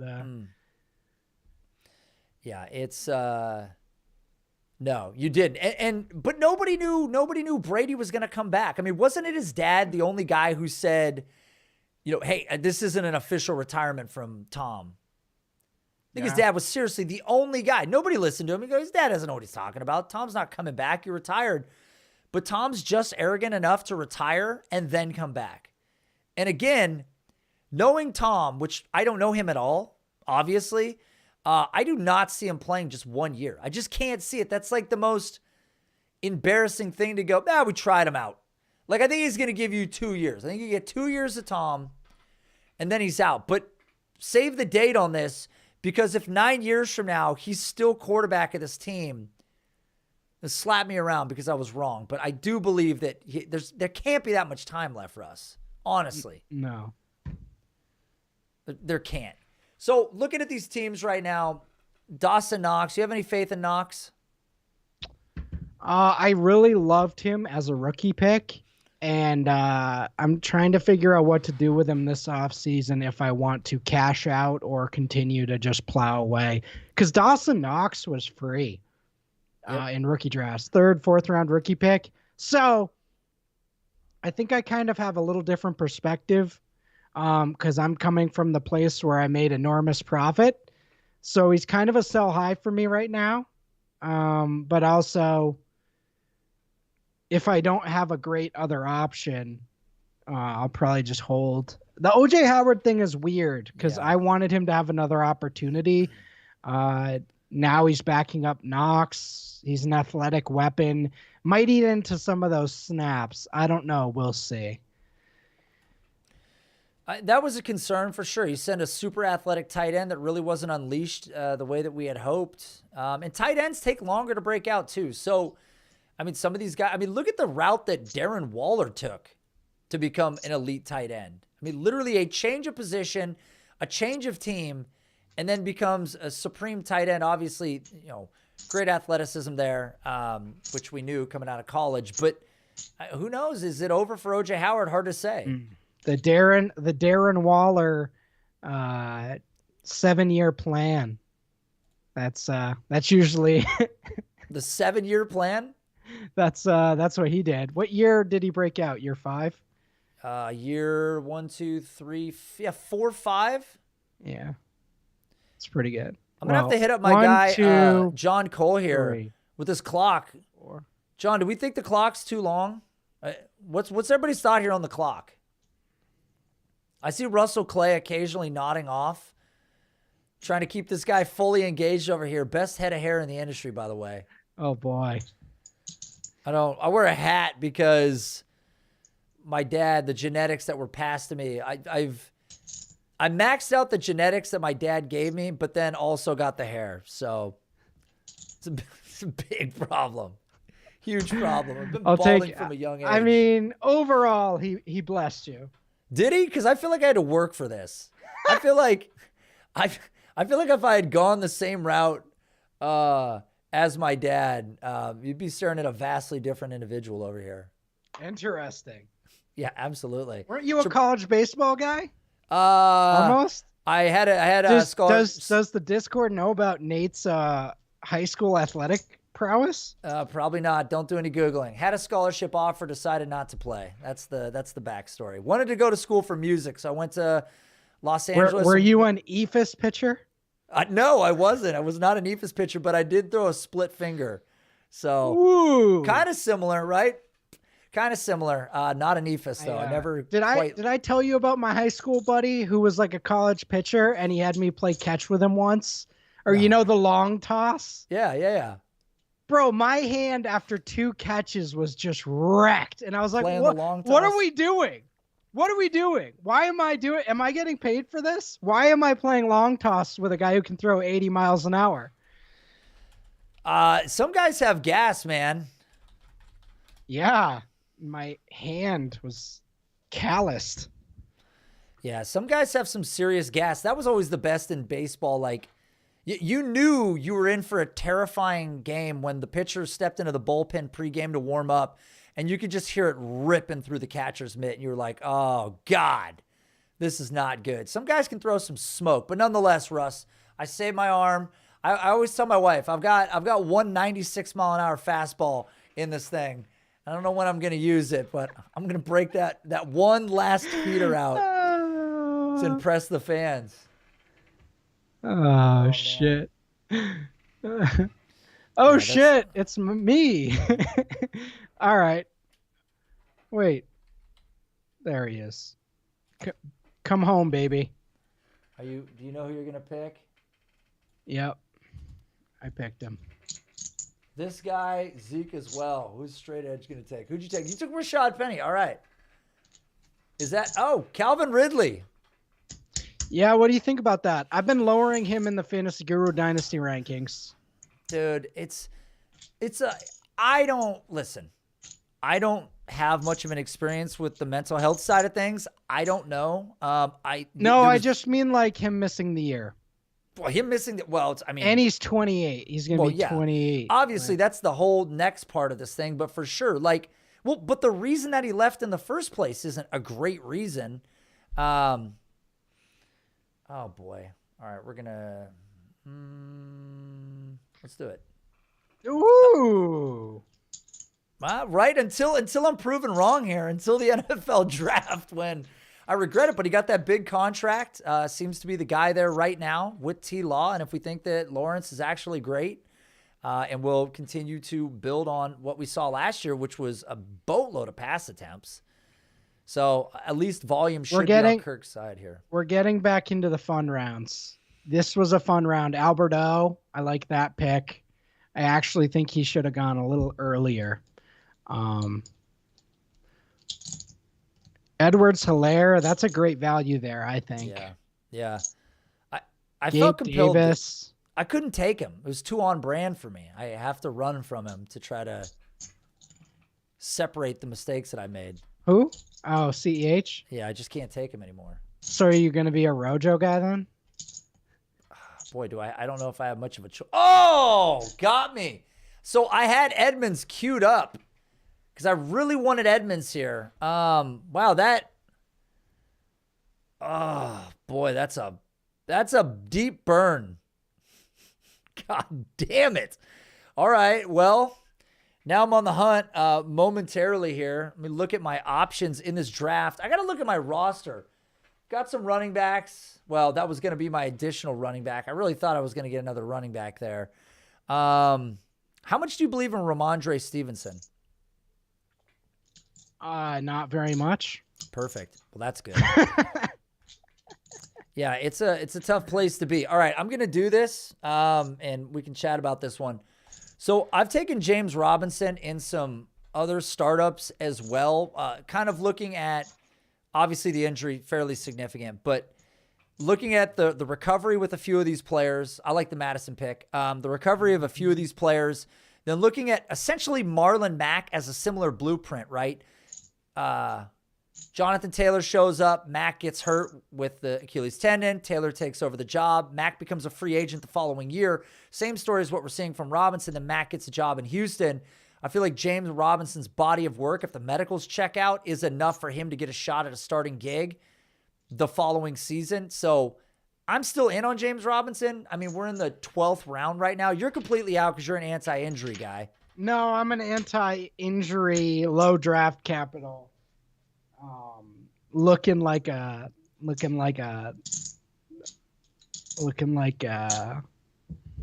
I got nothing. Go ahead. Right there. I'm gonna just trail off. We saw incredible production from him. My knock on Robinson was never that he wasn't a good player. It was always that I felt like Jacksonville was going to replace him with some higher draft capital. And draft capital, Russ, to me, really only matters until you prove yourself at the NFL level. So look at Austin Eckler. Who's replacing Austin Eckler because he's an undrafted guy? I mean, once you've proved it at the NFL level, does it matter that much? The injuries long term, yes. The injury, well, but why though? What's the story with Eckler? I mean, you think Eckler's not going to continue to get opportunities as long as he's productive? How many years has he sustained himself? Eckler's been great for what, 3 in a row now? 2 years. Yeah, but one of them he played only 12 games? Yeah. The one that you're ignoring? So 2 years. But look at the yeah, exactly. Okay, so 3 years in reality, 4 years he's been good. In a row, by the way. Right. Consecutive. But I would say if you look at later round picks as the careers go along, almost every draft class will start to average out. And once you get to the end of the bar chart race of yards from scrimmage from an NFL running back class, it's almost always going to end with those top 3 round guys at the top. So there could be an Austin Eckler, there could be a Priest Holmes, but 95% of those times it's going to be a Justin Forsett. So Eckler, I'm with you. That guy's a monster. But a guy like Robinson kind of feels like a Jordan Howard to me. You know what I'm saying? Isn't he more athletic, and hasn't he been more prolific in the one full Jordan season Howard that we saw from him? Jordan Howard was a athletic man coming out of Indiana. James Robinson is super athletic. I mean, I see your point. The question is, does it get zapped? Even if it doesn't, we saw Jordan Howard, what happened in Chicago. It's slowly but surely that featured role trickled away from him. That's what we see most of the time with those later round guys. For sure. I totally agree. I mean, I totally understand that. I just think that seeing the Max situation, Robinson sitting there, I mean, you could go, who do you even go with if you're looking at this group? Like, I don't really have any interest in going Chuba. I don't think Chuba's Again, it's going to require an injury. Nobody's taken him yet for that reason. Henderson has been shelved. Gainwell, I mean, do we even trust what's happening in Philly? In this range, I like the pick. I'm not going to pick him, but I don't mind the pick there. That's my take on Robinson. Gotcha. I will say Matty Ice with the Knox Matt combination. I think that'll be just fine for tight end, if you're going later. Well, and let's see who's left in the tight end group here. Still have Irv Smith. Man, Irv Smith is just... I like that. Has anybody fallen further? I mean, he's still there right now. Well, probably not much longer after you did that. Well, I mean, he's there, but it is shocking. But still, I mean, I gotta get my head into it, Russ. I am curious about one guy still being there. Oh, yeah. I don't know if you know what position I'm looking at, but well, let me see here. I'll just say quarterback. Quarterback. I see a couple names that are intriguing that are mixed in there. I see at least 3 starters, 4 maybe up until the draft. I'd be curious. Well, there goes Mills. I'm assuming it wasn't Mills. It was not Mills. Okay. Is it Marcus Mariota? It's not. But that's a fun little Well, it is. I mean, situation there. It's possible that he gets a full run this year, depending on what Atlanta decides to do. What round are we in right now? We're in the 14th round, Russ. I don't know if we're going to make it to the end of this thing with your timeline. I got till like 5:15, 5:20.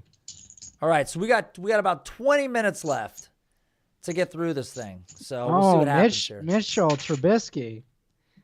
Yeah. All right, so I gotta cue a couple spicy names up in here just to keep myself fully prepared. I'm gonna cue the oatmeal of dynasty leagues for the last oatmeal one. of. I don't know what that. Oh, what does that... he took him, Matt Ryan. Yeah. Okay, that's kind of what I thought after you had shot down the other two. That guy should have been gone in round 10. I think he plays till, 40-ish. Really? A lot of people said Matt Ryan's arm was dead, and I've done the research on it. He was better last year than he was in 2020 when Calvin Ridley had his monster year. He was even more accurate. So I don't know, man. Take it for what it is. God, there's some guys that I look at on this board that I love, but I just absolutely hate the teams that they're on. Couldn't hate them more. Like who? Well, for instance, obviously, big fan of Robert Woods.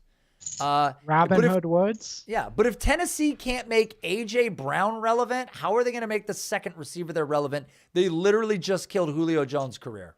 More like A.J. Bland. Where do you have A.J. Brown ranked? Just kidding. No. I'd say he's right below. So in terms of pick, overall rating. Ooh, all right, you're up. I am up. So I actually had Howell in my queue. I love the rushing upside of Howell. Love the young production. A lot of reasons to love him. He had the change in offense when he lost a lot of his star players to the NFL. You could try to rationalize away a little bit of that. Oh, brother Bear. Got to redeem myself after the James Robinson pick that you're not a fan of. So that's cool.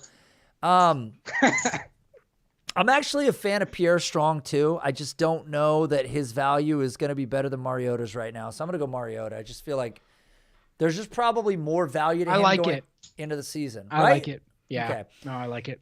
Who knows?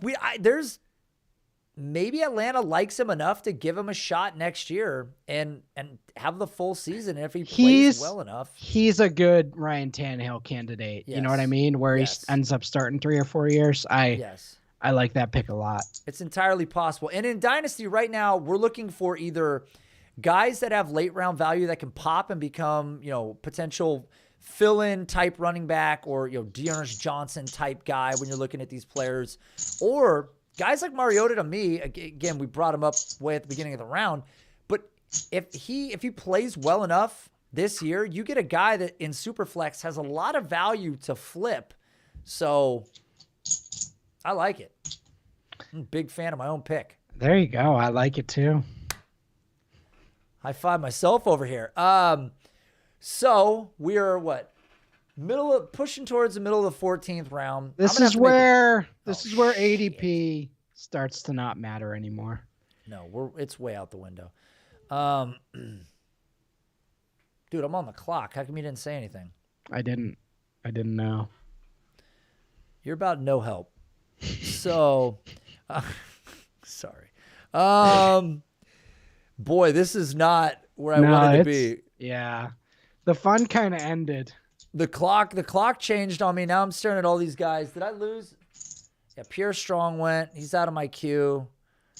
Boy, how dare you guys? 17 seconds. I'm going to queue somebody in there just in case I have to punt this. How much time? 9 seconds. Son of a bitch. Yeah, Chark was a good pick in round 13. That's too late. Yeah. Yeah, especially on the 1 year. I like it. Yeah, right? You've redeemed yourself. I feel like we've bounced back a little bit. 2 picks that I feel good about, especially in tight end premium. It fell a long way. I think people forgot who the prospect Irv Smith was, with a couple of what feels like lost years in there. All right. So you're on the clock. 1 minute clock, by the way, everybody. 1 minute. There she is. We just pray for the Deshaun Watson upside. There, speaking of upside, man, there's a couple of tight ends still floating around in here that have quite a bit of it. But is that always the case at tight end? Is there always just going to be tight ends with just stupid upside that didn't fire? So my take in rookie drafts, especially the last 3 to 5 years, you can wait, get Alberto. You can wait, get Dawson Knox. And sometimes you'll be rostering 4 or 5 tight ends, but ultimately those guys are going to develop. Austin Hooper was another one that took a while, wasn't very pretty in terms of upside as a prospect, but I find developing those tight ends over multiple years is the way to kind of attack this, unless you go Kelsey or Pitts or whatever. Right. Unless you don't even have to think about it ever again. Yeah. Well, yeah, that for the most part. That's optimal. Yeah. Yeah, I'm trying to, boy, these clocks, the quicker clock is going to certainly force people's hand as we get into this dirty portion of the draft. Hey, can I ask you, how do you feel about Justin Ross nowadays? I know this was a guy that tugged at your heartstrings once upon a time. Wow. Did you see the latest thing that said he might fall to the 6th or 7th round? But nobody's surprised by that, right? That's just so much pain. I know. Well, it's quite a fall from the 1,000-yard freshman season. The neck injury, they do not mess around with that when evaluators don't. So, yeah. I'm kind of bummed out about it. I really liked him. It almost feels like Marcus Lattimore. You know what I mean? Sure. Yeah, it's I was a huge fan. I mean, after that freshman year, it was like this guy is incredible. But yeah, it seems appropriate that he's gonna fall. I will say, DJ Uganale. Oh, Tolbert went. Wow. I literally had him queued up. So, dude, he's a guy that I've been doing a lot of research on here of late, and it sounds like he was a top 50 guy for a while for Daniel Jeremiah, and he's definitely a day 2 guy, it sounds like. So getting a day 2 receiver right here in the 14th round when all these other guys are going off the board next to him, it's a good pick. Totally. I don't hate it. And I had him queued up, and I thought, hey, maybe he's going to come back around, and now he's gone. So kudos to you on that pick. Who took him? Oh, it was Brady. Of course it was. Well, Russ. Boyd in round 14. How are you That's feeling pretty about tasty. how you feeling about your roster right now? Is there any team you can beat? we're So let's name we're what teams turning can the you beat? corner here. We're Are turning the you? corner. We might win some weeks early, piss some people off. How much of your roster won't be on your roster come like week 7? Well, that's what we'll find out. See how schedule luck treats us. See if we can get some luck early on, and that'll decide how year 1 goes.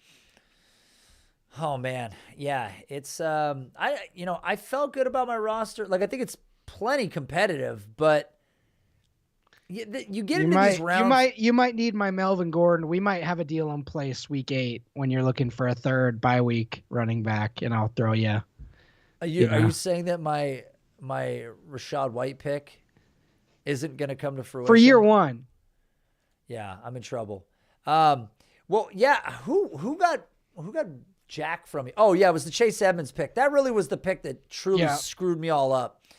I thought I was getting Edmonds. I kind of thought he was like the last of the running backs in that group that I was really looking forward to getting a shot at. Goff? Yeah, Goff off the queue as well. No, I was going to say Njoku 14-9. I like that. Yeah, I like that with Watson, man. So those were the guys that we were talking about. I mean, I don't want to keep, well, let's say the names. I don't give a shit. Rob Gronkowski, Evan Ingram, some of these other guys that are still sort of lingering, these upside options. You could do worse than taking any number of these guys right now. And I've got a bunch of them queued up right now because I'm afraid that by the time I'm on the clock again, there's going to be nobody in my queue. These guys have done the research, Nate. Shakir. Yeah. Boise State, right? Yeah. Not a fan of most players that come from Boise State. That's fine. Jay Ajaji. What happened here? What do you mean? No, nothing. I'm sorry. I'm looking at my queue for a sec here, and I got. Okay, all right. They're still there. What? So here's a question. At this point, are you like guys like Tim Patrick? I mean, are you preferring to take some of these upside? Okay, so you just completely hand wave the Tim Patrick thing. Yep. Not a With fan. That said, I am going to miss on the Adam Thielens of the world. So if you think Tim Patrick's that guy that can kind of overcome all the odds in round 15, then I think that's an okay gamble. I'm not going to do it, but I get it. John Mechie. Yeah, Mechie Nobody likes him. Yeah, Mechie just went. Well, didn't Mechie have the ACL tear too? Yes. So I think he goes second round though. Yeah. I definitely think that I think he could go in the third, but I think that there's a lot of upside. I mean, you're at least getting a day 2 guy, right? I think we would agree on that. He's probably at least going day 2. Yeah. Oh, am I on the clock here soon? Son of a biscuit. All right, I'm going to go for a little upside play here. We'll see if this doesn't backfire on me here in a sec. I don't even know if it's upside. Wouldn't even call it. Don't even know why I used the turn of phrase or the word. It's just not. We got a lot of wide receivers that are going to be taken in the last. What, towards the end? I'm going Hines right there. I need some help at running back. I'm a little thin. Could probably swing at some of these rookie wide receivers that are in the mix here. But what do you have poker chips for? Have you been playing poker? Online. But why do you have physical chips? You know how those people have those like stress ball things? Yes. This is my version. Okay. I grew up playing poker, man. It's just one of my things I do. Just a street tough playing poker. I like it. I'm a terrible poker player. Which is people love to hear that when they invite me to play poker. I'm like, I'm no good. They're like, come on over. Come play with us. You take my money. But I play the hell out of some Spanish 21. Baker Mayfield off the board. I'm on the clock. Oh, mother of pearl. Man, how much time's on this? We got a 1 minute clock. I was trying to pound the table for some of these running backs, but man, this is just fucking brutal. How do you feel about Deontay Foreman? I liked him a lot more coming out of Texas. Right. He looked good last year. I just don't know if he'll ever get into a featured role here. Yeah, hard to say if he ever goes back to anything like that. Man, I don't know if I should swing for the fence on one of these older guys. Feel like you want to go young here. I'm going to do it because I'm sick in the head. I'm going to go Evan Ingram. Nice pick. That's who I was going to pick. Yeah. What do you have to lose? The 16th round. Very talented skill set. Yeah. I mean, ultra athletic. Saw a fantastic year out of him when he first entered the league. Injuries, crap offense. Uh-oh. What do we got left here, boys? Not much. How much time do I have? You have 45 seconds. All right.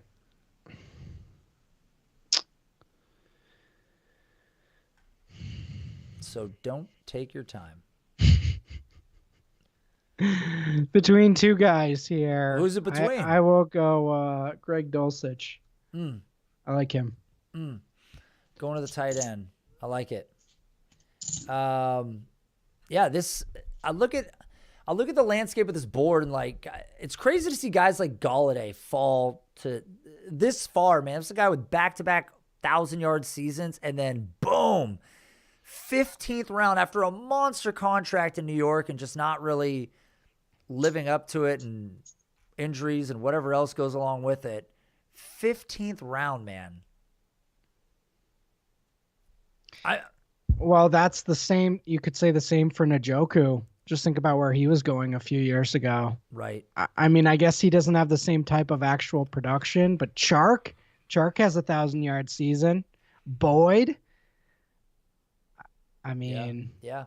Well, and Boyd has still been pretty good, but the fact is he's kind of been pushed out of the circle there he's probably the guy that you really want to go after because he's still a talented player and his production, more so than just about any other third receiver in the league, can be rationalized away by the fact that he's playing with just monsters. One injury, too, and he's looking at a pretty nice target share.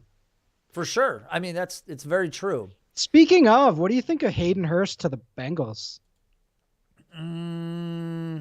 Anything here, like around 20, around 18? I mean, what if we're in week 3 and he's getting like 6 targets a game in this offense?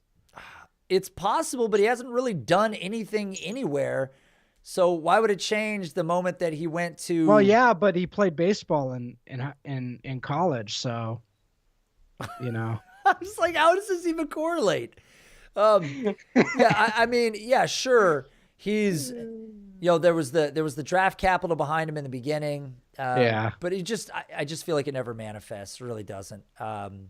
But sure, I mean, like in the location you're talking about taking him, then for sure I could see it. It makes sense.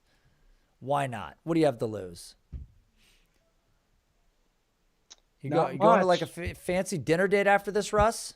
I actually am going to dinner after this. Oh, but it's not a date? It's not a date. Oh, that's unfortunate. Yeah. I'd love to give you dating advice on this show right now. We should live stream my next date and you like be in my ear like Impractical Jokers. Let's do it. I'll just slide a small bush behind you and I'll just literally be in your ear. Just on roller wheels. We'll just slide it around the restaurant and I'll help you out. I mean, I can't give you any good advice. I have nothing to give, Russ. You're married. You did it. You got there. I like you did it. That's You locked it in. Yeah, I did. I was like, this is good enough. I'm here. Like you're like, you're married. Yeah, man. It's look, Russ, some of us pull the trigger a little early, some people pull the trigger later, some people don't pull the trigger. It doesn't matter. There's no wrong way to build your team, Russ. There's no wrong way to do it. And I'm going to be on the clock again soon. And all the guys that I had queued up are gone. Is Jerome anybody Ford, gonna? Tyler Beatty. I like these picks. Yeah. Is anybody gonna take Julio Jones like just a sacrificial selection later? Nobody. Nobody is. Head shake. Not happening. Okay, fair enough. Fair enough. I understand. Nobody's interested in taking him. I'm just curious to see how these picks play out now. Odell, Garoppolo, Mayfield. Yeah, Marlon Mack. I kind of forgot he was still on the board for a while. You have any faith in Mack? No. Next to no faith. No faith in Mack. That's great. I feel like throughout this draft, we've really figured out who you're. Yeah, we've really realized Russ is a very high conviction or low conviction guy. Yeah, there's nothing in between, so I got that. I got you. There really isn't. All right, I got another pick here. Yeah. What am I gonna do? All right, let's fire away. Oh, you got me. I had him on the screen. That was it. Bang. Wow, that stings. Huh. Boy, this is gonna put me in a bad position. Man, there's still some names in here that are floating around. Like if you were a team that was trying to be competitive, there are a couple names in here. Totally. God, there's one that I want to take, and I just feel. Oh boy. It's what? It's hold on. Well, It's Virgil Green. It's Virgil Green, isn't it? No, I've got way too many of a particular type of player right now. Man, it's TJ Linta, isn't it? I'm gonna take a swing here, and I don't care what the chat says. I'm gonna go Terrace Marshall. He's fallen a long way. Athlete, draft capital. This is a guy the Breakout Finder absolutely loved coming out. Since being in the league, it hasn't been great so far. But again, when you're all the way down here, if there's a chance that a guy is going to emerge, I just want a guy that has some of those intangibles. So we'll see. Yeah. Probably doesn't manifest. Is that what you're saying? No, I think that's a good pick. I think it is a good pick too. Yeah. I'm just saying down here, it doesn't matter what you do. We're My so view, far down here. So usually I'm doing like 30. I'm guessing most of us are 25, 30 roster spot drafts, right?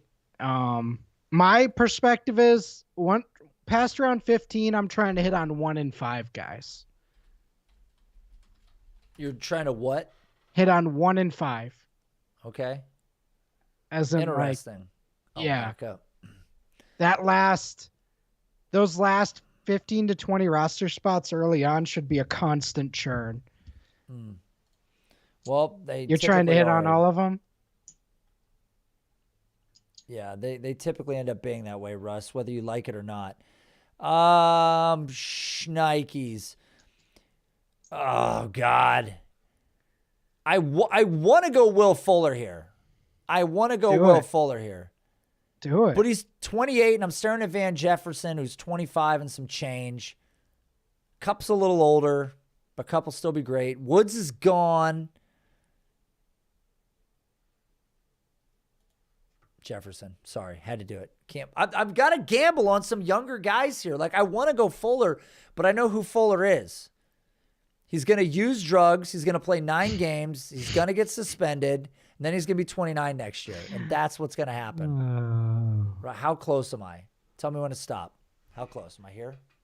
Tell me when. I'd say that's right in the range of outcomes of everything. Yeah. Oh, McKissick. If you're looking for a little PPR love, and does he have? Yeah, he doesn't have Gibson either. So that's just a straight, just no faith in this Gibson. Is poop. Oh, look at the Sam Darnold army over there. Oh, he's gone. Did he just go off the board? What happened? Did he just go off the board or where? Yeah. Oh, yeah, back at the end there. I constantly am throwing guys in the queue. That's part of the. If you don't want to get hung up on the clock, you definitely have to have guys in the queue. Oh shit! I gotta go. I gotta draft this. I gotta pick. Yeah, you're here. I gotta pick. All right. Oh, that was a panic pick. Bo Melton. I like it. We're going with the deep shots now.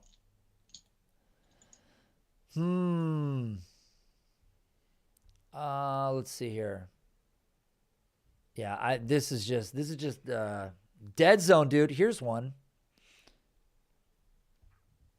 That's an interesting one.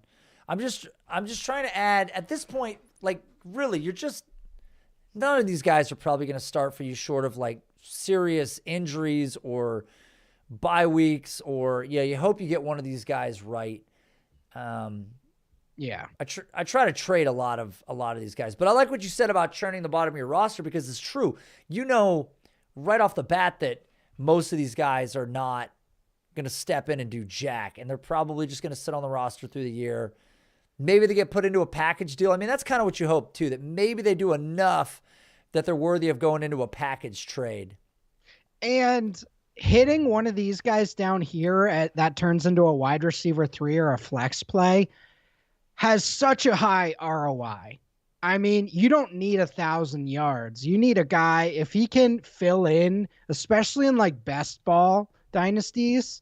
Yeah. If you can get a guy who can start 4 or 5 games for you, like that's a huge win. Like I look at Nelson Aguilar the last couple years, kind of been a huge win in best ball, just because like you get those 4 to 5 games a year, and then it's like, oh, hey, my 25th guy did way better than that guy's 25th guy.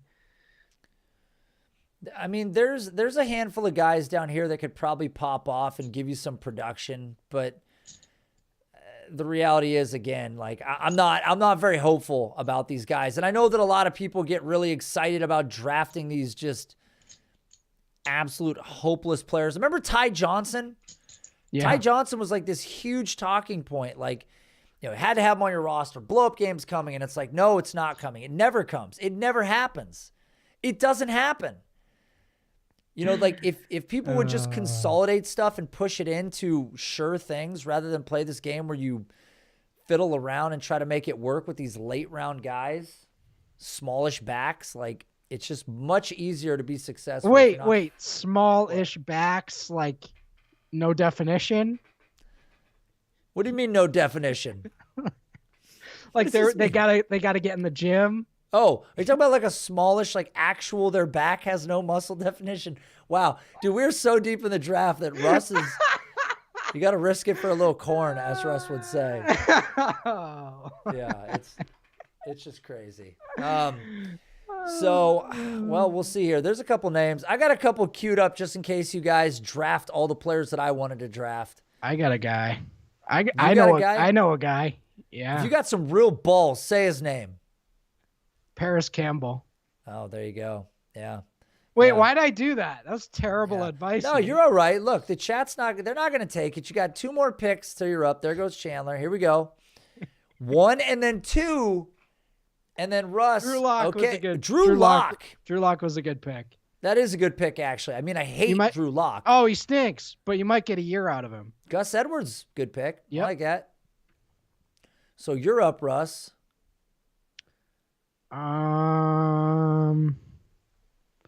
Where's Jarvis Landry nowadays? He's just floating out there, isn't he? I think he is. Yeah. All right, Matt Ryan. Whoa, what happened?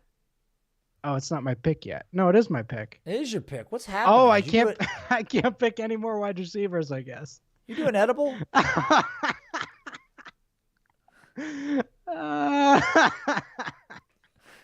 What the hell happened? I'm not going to pick. Yeah, I am. Yeah, you have 15 seconds left. Oh, there you go. Going for the Landry goes immediately after. Yeah. Yeah. Well, Hey. Might still have something left in the tank. You win some, you lose some. You know what I'm saying? I don't. Somebody asked, is Russ on acid? Well, I did mysteriously leave at one point, so. Yeah, he did. For about 4 seconds, he went in that mystery door back there. Yeah. And then came back. All That's right, where well. I keep my things. Yeah, exactly. My things. God damn it. This is not how I thought that. Well, no, this is exactly how I expected this to go. This is, all right, we're going to do it. Why not? I'm just going to keep taking chances on. Ooh, Diami. So I love that pick. So we keep, I mean, again, like these kind of guys do linger. And he's a guy that really hasn't. Oh, Pacheco. Wow. Really hasn't gotten The a chance Rutgers. to. Nate, I have to say, this group of folks, I'm impressed. We got some sharps. Yeah, this is a solid group. We have some.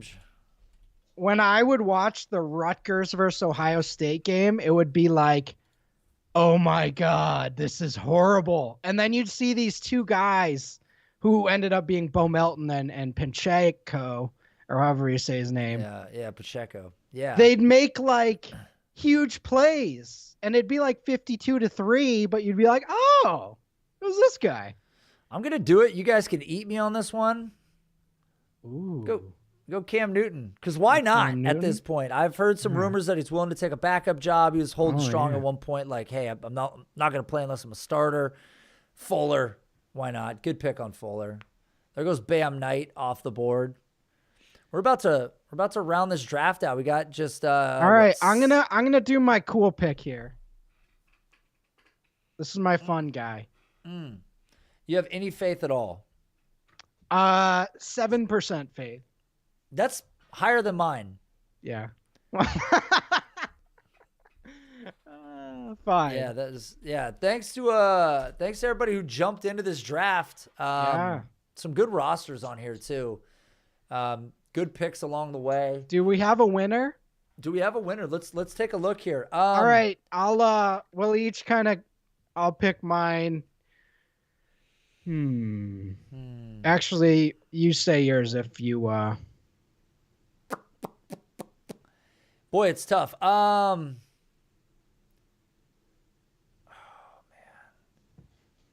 Boy, they're all kind of. Yeah. Yeah, this is not going so well. I'd say team with the 107. I think I like that one. You can't pick your own team. So I like Brady's roster a lot in the 102. There's some good players there. It's a good team. I think there's some questions. I think like all of us have had to deal with these players that there might have been questions around. Honestly, man, straight edges was really interesting. Starting out with 5 receivers in a row, but got a lot of good receivers. And depending on what your build is, tagged a couple young quarterbacks there at the end. Even got Garoppolo on that roster, and we don't really know what the end of the story is for Garoppolo yet.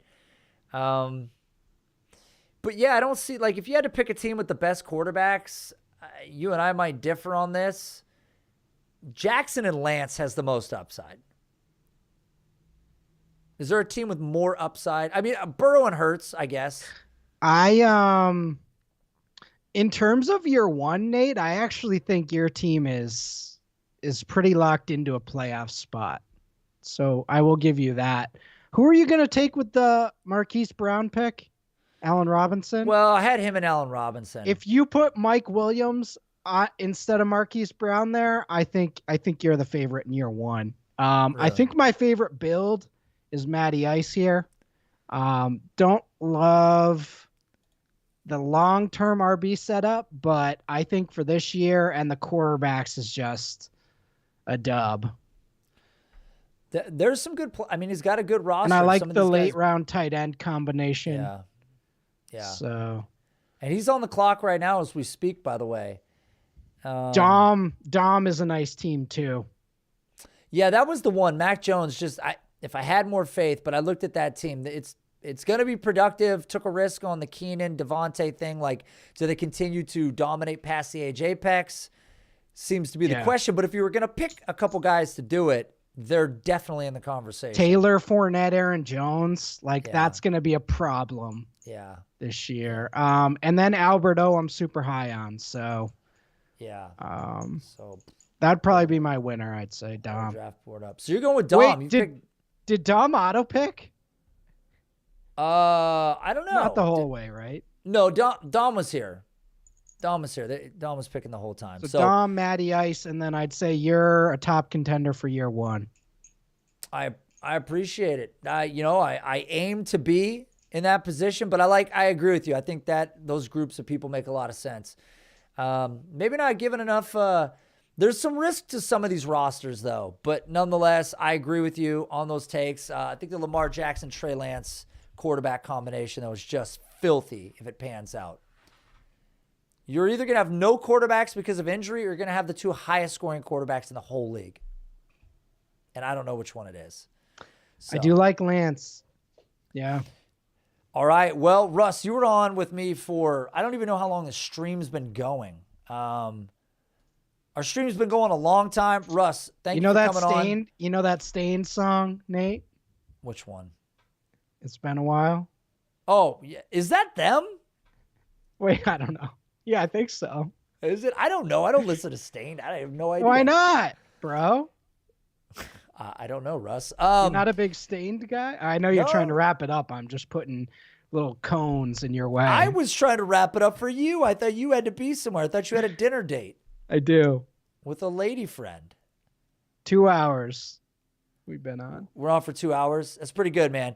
Well, Russ, for the people that are going to check this out later or are still in the room, where can they find you? What's your new stuff that you're working on? You're doing some YouTube stuff, right? Yeah, we're firing away with a little YouTube. Check out Russell Clay and like the videos and subscribe. And thanks, fellas. And yeah, I really enjoyed the draft tonight.